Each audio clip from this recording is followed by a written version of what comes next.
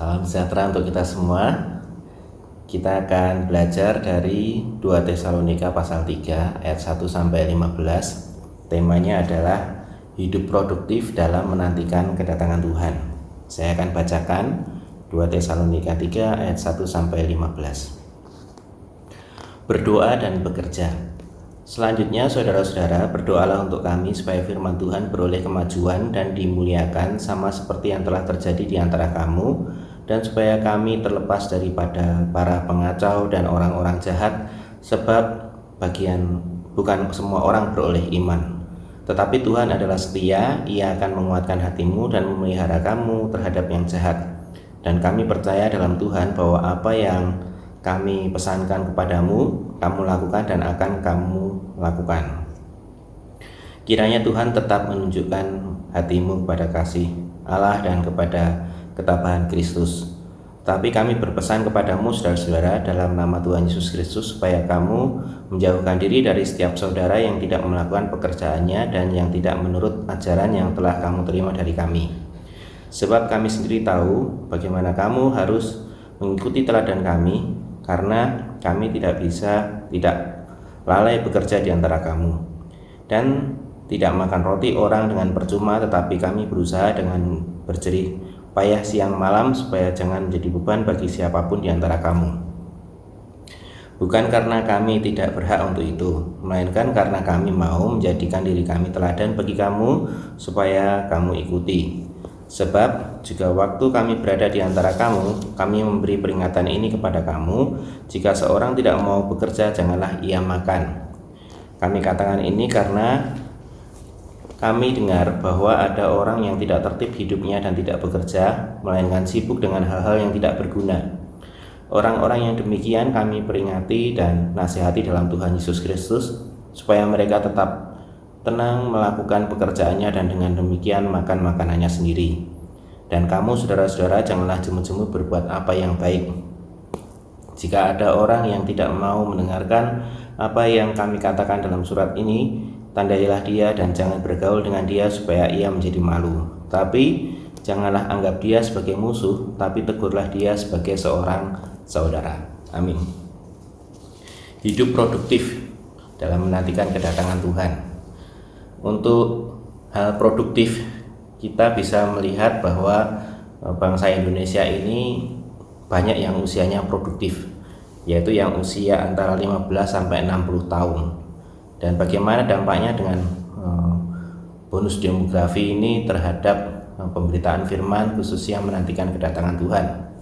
Ya, jadi produktif, kalau namanya produktif berarti kan buahnya banyak, menghasilkan sesuatu dan tidak dalam keadaan diam atau stagnan, ya.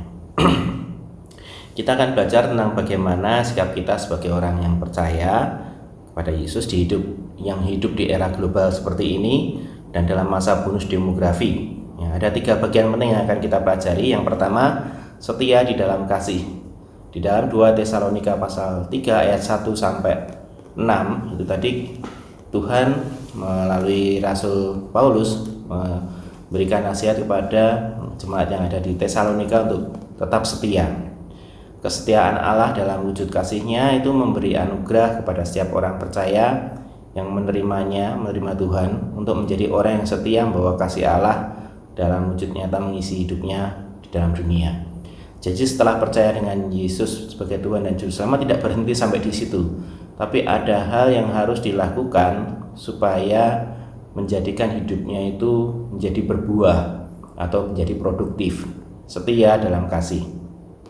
Orang percaya yang setia dalam kasih itu, pertama, dia akan terus berusaha agar firman Tuhan senantiasa dapat diberitakan. Yang kedua, meyakini janji pemeliharaan Tuhan dalam kehidupannya, baik secara pribadi, keluarga, ataupun bergereja dan bermasyarakat.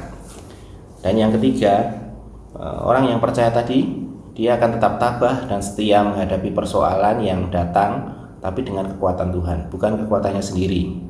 Dan yang keempat, dia akan mengimani apa yang Tuhan percayakan di dalam kasih Allah. Dan yang kelima, menjauhkan diri. Orang percaya dia diminta untuk menjauhkan diri dari orang-orang yang memiliki kehidupan pekerjaan yang tidak benar, yaitu setia dalam kasih. Jadi perwujudannya seperti tadi. Dan yang kedua, hidup dalam keteladanan. Di 2 Tesalonika pasal 3 ayat 7 sampai 12, Rasul Paulus menekankan untuk keteladanan. Memang kalau keteladanan itu tidak mudah ya. Keteladanan artinya menjadi contoh, apa yang dikatakan itu harus sesuai dengan yang dinyatakan, yang dikerjakan sesuai dengan yang diomongkan.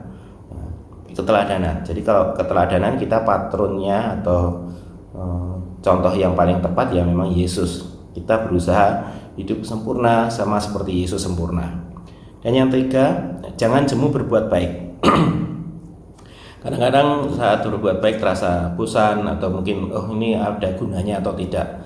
Tapi Rasul Paulus mengingatkan di 2 Tesalonika pasal 3 ayat 13 sampai 15, jangan jemu atau bosan berbuat baik. Harus selalu setia berbuat baik.